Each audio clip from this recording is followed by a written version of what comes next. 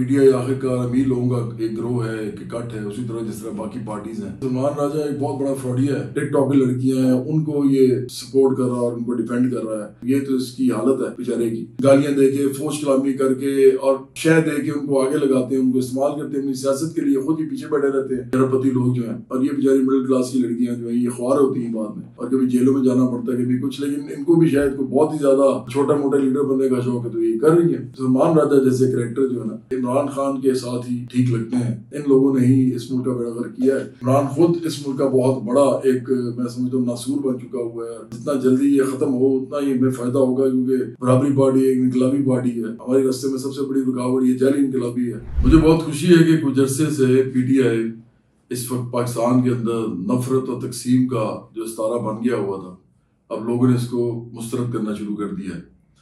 Recently एक आदमी जो बहुत अर्सा पहले पीटीआई में आया था, इससे पहले वो वकील था, काफ़ी अमीर वकील था।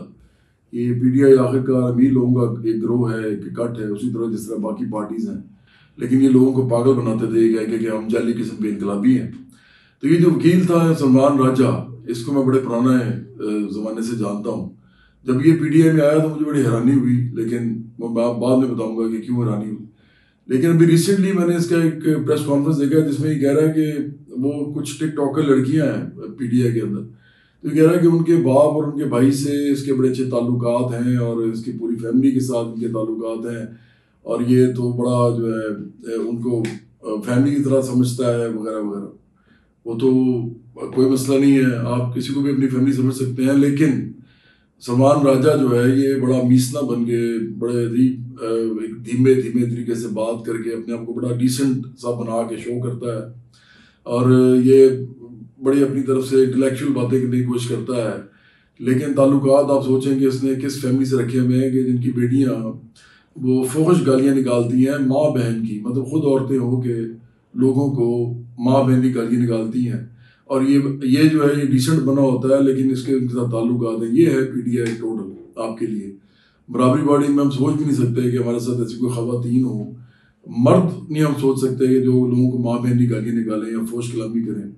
और जिस तरह की ज़ुबान इस्तेमाल करती हैं ये लड़कियाँ भी, और इसके अलावा भी और भी बहुत से लोग पीटीआई के अंदर, क्या सलमान राजा को नहीं पता कि पीटीआई में किस किस्म के लोग हैं, किस किस्म की फोश गोई करते हैं, किस किस्म की वो झूठी इल्ज़ाम तराशी करते हैं, फेक न्यूज़ बनाते हैं। ये तमाम लोग जो पीटीआई में उनका सोशल मीडिया चलाते हैं, क्या सलमान राजा को नहीं पता ये सब कौन है? तो इसलिए सलमान राजा एक बहुत बड़ा फ्रॉडिया है। और ये एक दफ़ा मैं इसके पास गया, जब पुरानी बात है, तो ये बैठा हुआ था, तो हमने इससे बात करनी थी, कोई केस इससे करवाना था काफ़ी बड़ा एक, हमने आईपीपी के ख़िलाफ़ हमने कहा था केस करेंगे। और ये बड़ी बातें करता था तरक्की पसंदी की और रोशन ख्याली की। तो मैंने इसको कहा कि हमने ये केस करना है, तो ये तो वैसे ही बेचारा भाग गया। उस ज़माने में ये अमीरों के केस लड़ता था और उनसे पैसे कमाता था, बल्कि नवाज शरीफ और मेरा ख्याल है शायद पीपल्स पार्टी के भी लोगों के केस लड़ता था। और उसके अलावा फिर अब इमरान खान के साथ ही आ गया, उससे पहले उसके भी केस लड़ता रहा। तो पैसे कमाने वाला आदमी है बेसिकली। तो हम बैठे हुए थे, तो बहरहाल उसने ये भाग गया, ये उसने कहा कि जी मैं तो ये नहीं कर सकता वगैरह वगैरह। तो एक बूढ़ा आदमी एक ट्रे लेके आया, और वो ट्रे चाय की थी, और उसने आगे सर्व करने की कोशिश की, तो वो उसकी ट्रे में से वो छलका कप जो है और चाय थोड़ी सी गिर गई। इसने इतनी बुरी तरह उसको डांटा सलमान राजे ने। और ये जो डिसेंट आपको बना हुआ नजर आता है ना, ये उसकी असल जो औकात है मुझे पता चल गई उस दिन के, ये आम लोगों के साथ किस तरह बिहेव करता है। और वो बूढ़ा आदमी था और वो गरीब आदमी था, लेकिन उसको बहुत बुरे तरीके से इसने डांटा इस बात पे। या तो कोई और बात होती ना जिस बात पे बनता भी था। ये तो छोटी छोटी गलतियां होती हैं इंसानों की, ये खुद पता नहीं कितनी करता होगा पूरे दिन में। तो इसका पता उस वक्त भी मुझे चला। फिर एक बार डॉक्टर लाल खान के सामने बैठा था, तो ये आया और आके उसने कहा कि जहांगीर तरीन जो मिल में उनके शुगर मिल है, उसमें ये सुक्रोज कंटेंट के हिसाब से पूरे पैसे नहीं देते, ज़्यादा पैसे बनते हैं किसानों के जो साउथ पंजाब में हैं, और ये उतने ही पैसे देते हैं जितना नॉर्थ या सेंट्रल पंजाब में गन्ने की कीमत होती है।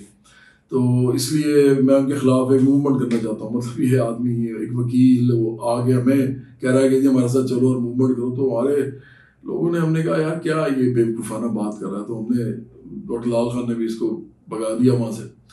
फिर उसके बाद ये मुझे नज़र आया कि इसने बदतरीन मदद फरोशी शुरू की, PTI ज्वाइन की, फिर इसने वो आके लोगों से कुरान पे हल्फ लेने शुरू कर दिए, फिर इसने जो PTI के अंदर और रखने की हर किस्म की बदजुबानी बदलिहाजी, फिर आपको याद होगा लोगों को ये उकसाता रहा और ये कि बाहर निकलो बाहर निकलो।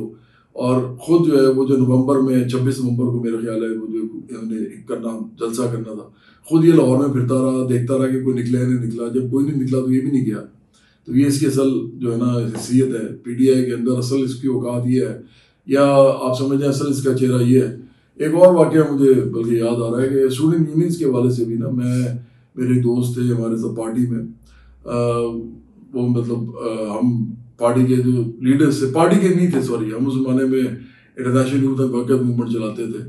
तो हम वहाँ पे गए और हमने जाके उनसे इससे कहा कि वो स्टूडेंट यूनियंस के ऊपर आप एक हमारे साथ हम केस करना चाहते हैं कि इनको बहाल किया जाए, क्योंकि ये बहाल होंगे तो मिडिल क्लास के लोग भी सियासत में आ सकेंगे और गरीब लोग भी आ सकेंगे। और हम तो बात ही गरीब लोगों की कर रहे थे, उस ज़माने में पार्टी भी नहीं थी, लेकिन हम तो बड़े अरसे से यही कर रहे हैं। सबको पता है पाकिस्तान में मैं गरीब के साथ खड़ा हुआ हूँ, मिडिल क्लास के साथ खड़ा हूँ।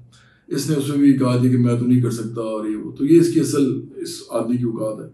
तो अब ये आके इस तरह की बातें कर रहा है आजकल के नहीं, वो जो टिकटॉक की लड़कियां हैं उनको ये सपोर्ट कर रहा है और उनको डिफेंड कर रहा है। तो ये तो इसकी हालत है बेचारे की। वो लड़कियां जो हैं वो सिर्फ इसलिए मशहूर हैं कि वो शोहरत के लिए और पैसे के लिए और अपने जो उनके पार्टी के अंदर लोगों के साथ उनके जो माली और जो भी उनके फ़ायदे होंगे उनके लिए वो साथ उनके लगी हुई हैं और वो इनको इस्तेमाल करते हैं। मैंने पहले भी कहा था कि वो इनको गालियाँ दे के, फोश कलामी करके और शह दे के उनको आगे लगाते हैं, उनको इस्तेमाल करते हैं अपनी सियासत के लिए, खुद ही पीछे बैठे रहते हैं ये अरबपति लोग जो हैं। और ये बेचारी मिडिल क्लास की लड़कियाँ जो हैं ये ख्वार होती हैं बाद में, और कभी जेलों में जाना पड़ता है कभी कुछ, लेकिन इनको भी शायद कोई बहुत ही ज़्यादा छोटा मोटा लीडर बनने का शौक है तो ये कर रही है। लेकिन असल बात यह है कि सलमान राजा जैसे करैक्टर जो है ना, ये इमरान खान के साथ ही ठीक लगते हैं। इन लोगों ने ही इस मुल्क का बेड़ागर किया है।